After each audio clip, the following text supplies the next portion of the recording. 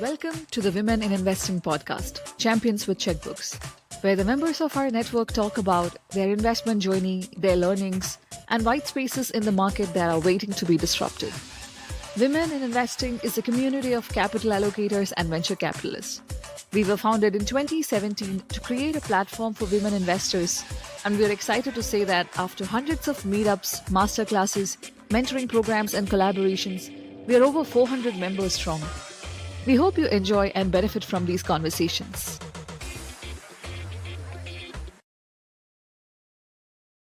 Hi, this is Maya Chandrasekaran representing the Women in Investing Network, and I'm really excited about our conversation today.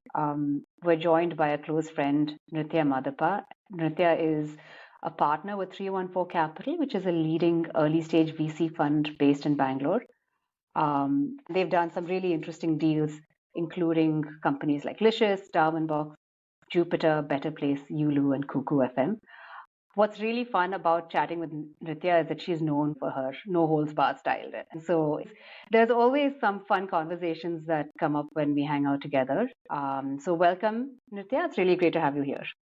Thank you so much, Maya and Women in Investing, for having me on this. Really excited for this conversation. It's always fantastic to speak with friends on these conversations and excited to see how this shapes up. Looking forward to add my views, as Maya mentioned, quite strong ones about how we think our entire ecosystem should be doing better. We like strong views, especially on this podcast. So please do go for it. To start off with, I know that you weren't always an investor. Tell us a little bit about your journey and how you got here. So, funnily enough, I actually had almost certainly decided I would not enter investing after meeting several different investors and getting headhunted by several firms in India. But I'll just dial back a little bit for everything to make a little sense. So I'm an engineer by training. I did my undergrad, master's, nearly ended up in a PhD program in electrical engineering at Stanford, but then realized the pace of that didn't match what I wanted to do, which is, to take things that were cutting edge to market much sooner, to put it in the hands of customers and see how they played with it. So since then, I've been actually building tech that enables access to health, education, any other form of sort of what I believed was, basic requirements to human life, and leveraging tech to sort of scale that up.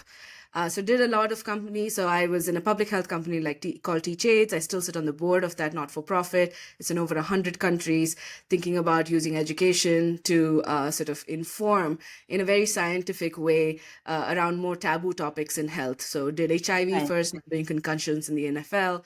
Then went on to lead QMath, which is a leading ed tech player in India, scale their business nationally, internationally, brilliant business there. So did that, built tech and product there.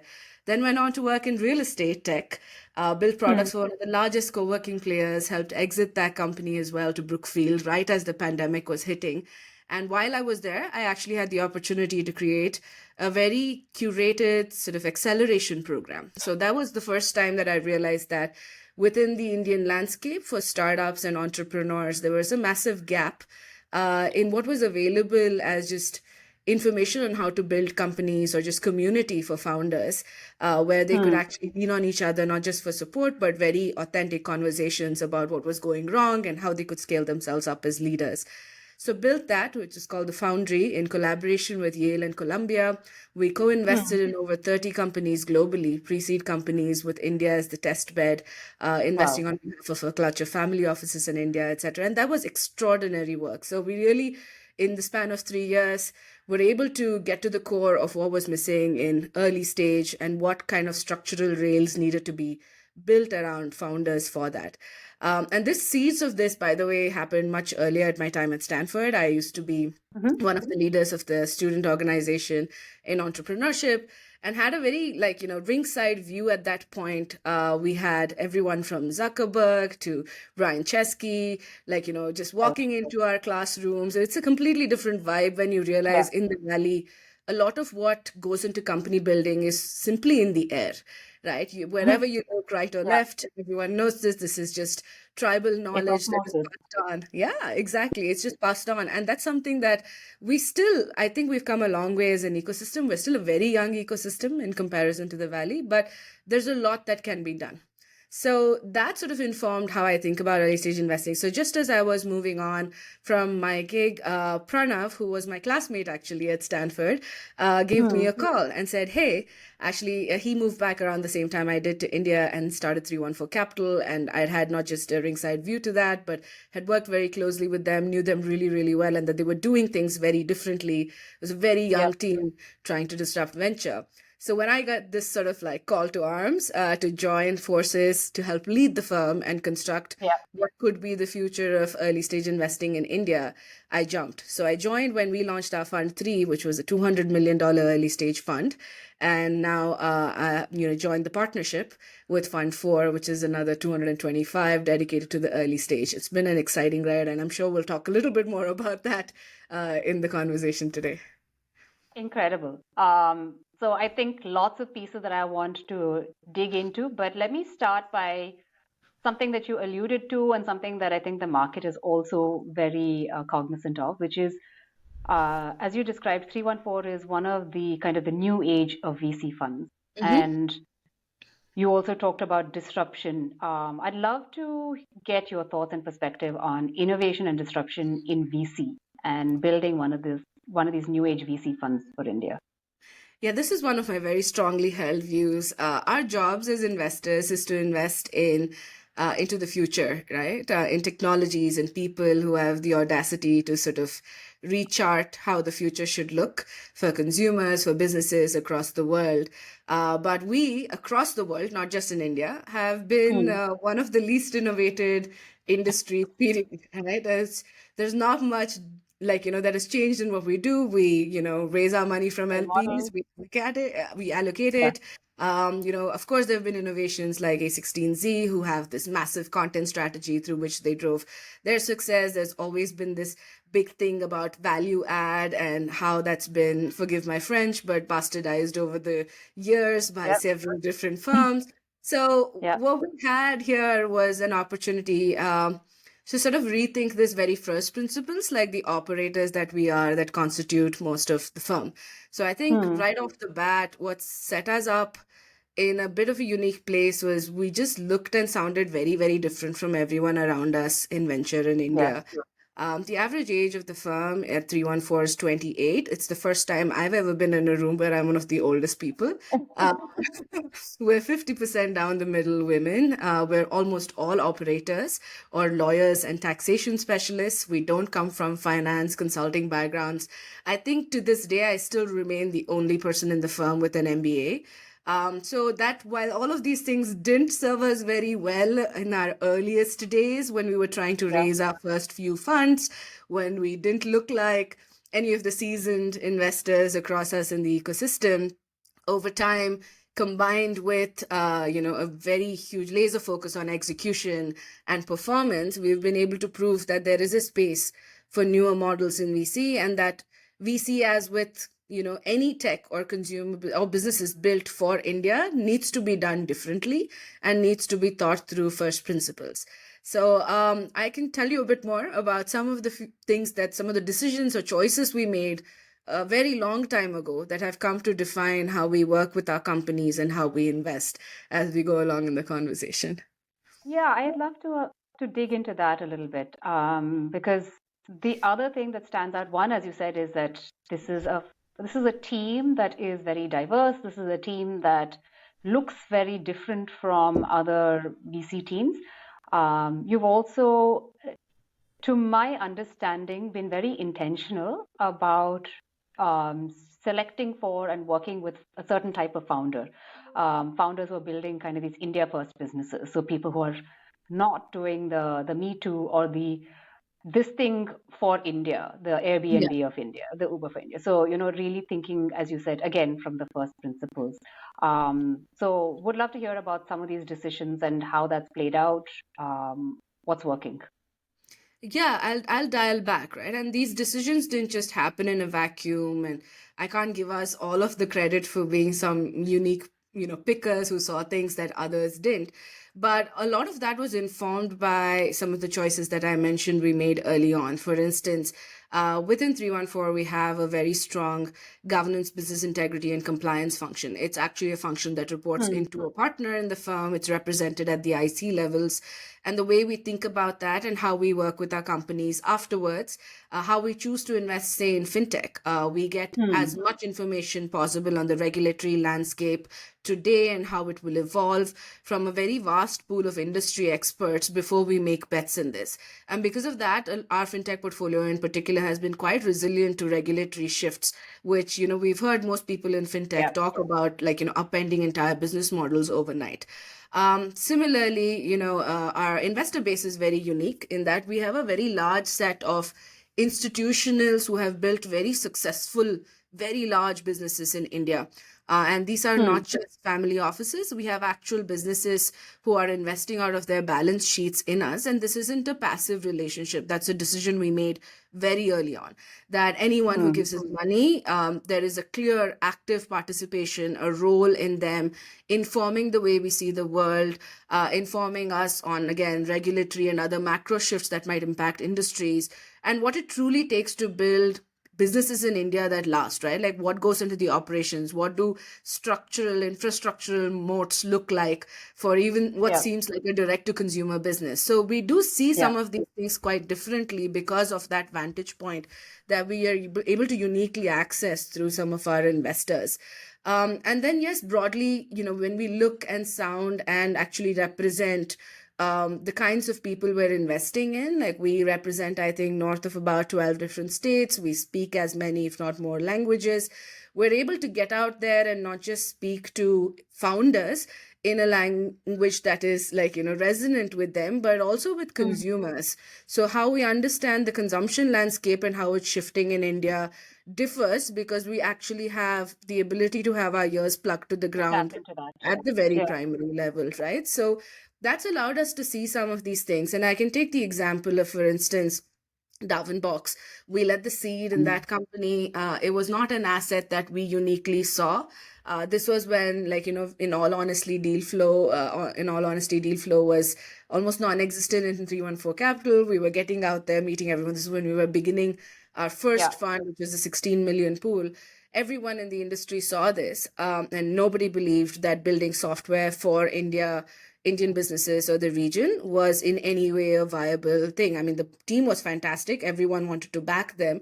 There was a lot of advice given on all of the different business models they should probably pick up and how they should sell into the US. But the opportunity we saw and we aligned with what the founders saw was from, again, our relationships with these large institutionals in India, the banks, large corporations, etc., and their appetite to digitalize, specifically beginning from the HR stacks, how the SAPs and Oracles of the world needed millions of dollars of customization post facto in order to make it work for India.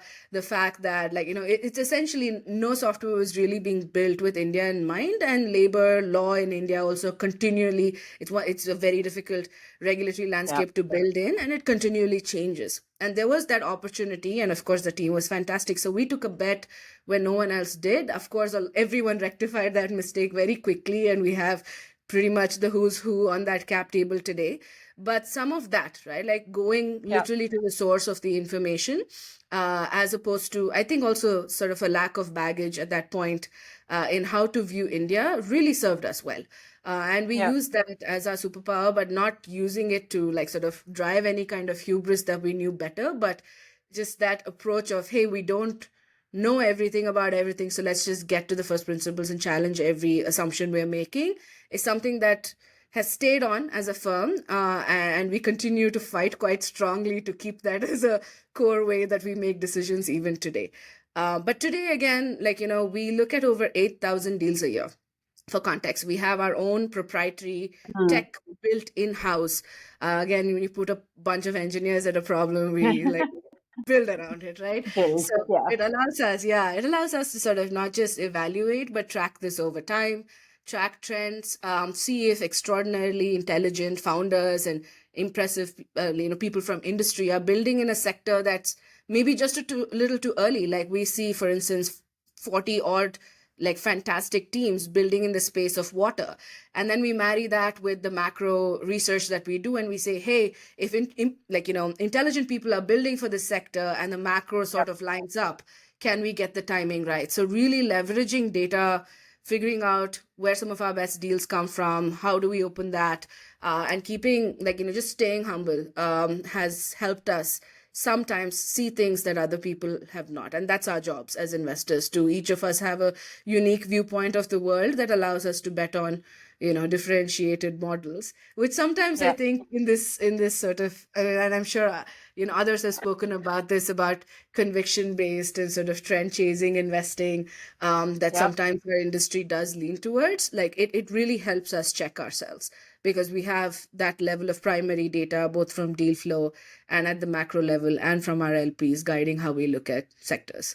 So I mean, what I'm hearing is that it's probably a combination of primary data, as well as what you just described as this kind of intuitive, or this cultural instinct around having a fresh perspective, right? Of being independent in your thinking. So it's probably that combination that's got you here.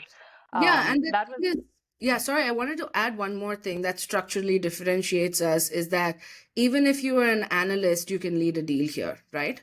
There is no hierarchical thing. And particularly if you're an analyst, we would like for you to lead the deal, because you're obviously seeing something that's a blind spot to us. Like you're when closer we were probably to the ground than a partner is, right? Yeah. And then we sort of bring in some of our intel to it, but we have the ability to run something all the way to IC. So that sort of more democratic decision making on what should be a viable deal has really helped us find, gems in places that nobody was looking. That's the other thing that we've done structurally. That's really great. I'm going to just quickly jump into what we like to end our sessions with, which is a little bit of a rapid fire. So I hope you're ready, and we'll jump right in. It sounds like you really love the job, and you've been doing it now for a couple of years. What part of the job still surprises you? I think to me is just how quickly everything changes. Over the last 8 years, I think in India, every 6 months, the earth shifts from beneath your feet if you're actually looking and watching closely. So, that, I mean, it's also what I find the most exciting right now about the job, is that what you believed There's no coasting. There's no coasting. You have to, I mean, besides the coasting part, it's also like, consumption patterns are shifting so dramatically and so rapidly. What you held as like near and dear truths 6 months ago are not the way consumers are behaving anymore. So what that means for us, what that means for our companies as they build, it's the most exciting and surprising part, like to date as well, about what you need to really, how you need to really stay close to your customer, particularly in India. And no longer can we look anywhere outside of this country to find comparables for how companies should be built. And you really just have to keep your ear to the ground, get inspired by folks who have done it elsewhere, but no replication of models will succeed anymore. So that's the most surprising and exciting part, at least for me, of my job. Great. An investor whose work inspires you? Several. Actually, as a firm, we really, really admire Benchmark for how consistent they've been over the decades they've been investing. There's no deviation from strategy or size of team, and it takes a certain kind of discipline to be extraordinarily good at what you do, return a ton of money, and not be tempted to increase fund size and rake in those management fees. So we really admire them. But personally, for me, what I really, really admire is over the last decade is the emergence of these phenomenal female investors, particularly in private equity, from Mala Gaonkar to Kathy Wood to Mary Meeker at Bond Capital, like just remarkable women raising and managing multiple billions of dollars of capital and deploying it around the world. It's incredible when I speak to these organizations, the intentionality with which they see India, I think comes from like having been an underrepresented sort of minority your whole life in a field like finance. You have an eye to find things and opportunities around the world in a way no one else can. So it's incredible. So I'm sorry I couldn't pick one, but so many to be inspired by. Yeah, and I think that's great. Those are exactly the kinds of names you want to hear about on this podcast. So, any personal or professional shout outs that you'd like to make at this point? People who help you get to where you are right now? It's a whole tribe. I think one of the biggest sort of blind spots for me have been to not truly, I think for most of us, is not truly understand or appreciate just how what your superpowers are and Mhm. continue to focus on the things that you think are holding you back. It's been an entire tribe, but I think would use this to particularly shout out to my husband, who's actually an army officer, and he lives Mm. this completely parallel life to what I do, and is most usually the person who gives me a ton of perspective when I come back home after a lost deal or a failed Bad fundraise or MP. whatever else. Yeah, so allows you to really put things into perspective and refocus on the parts of your job that you're incredibly good at and that you enjoy. So I think shout out to him. And if you weren't an investor, you would be.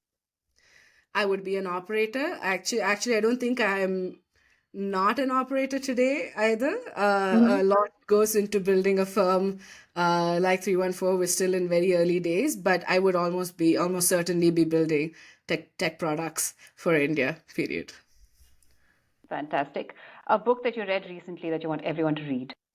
Uh, Yeah, I've actually gone back to this book a couple of times. It's Invisible Women, the data bias in a Oh, that's a great one. men. I absolutely love Yeah. this book. Incredible book. You have to read it, no matter how much you know about the world and you think you do, and all of your experiences as a woman in tech or investing, etc. Seeing this laid out the way it is in the book is completely eye-opening. It's the one that I have gifted to all of the men and women in my life. Nice. Finally, one thing that people would be surprised to know about you. I am actually a classically trained singer and dancer, over 14 years of training in both. I actually used to dance competitively. A lot of these things I haven't done in the last 5 years, and I hope to pick up soon, the second I get a moment to breathe. Very nice. So with that, we're going to call it a wrap for today's conversation. Nruthya, it's been really fantastic talking about a firm that looks different, thinks differently, and therefore finds very different opportunities from everyone else. I think that's exactly what we need right now for businesses built for India. So excited to see what comes next with 314. Thank you so much again for joining us. Thank you, Maya. This podcast is produced for information and community building purposes. If you wish to learn more about our network, please reach out to us through the links in the show notes. Thank you for tuning in and see you another time.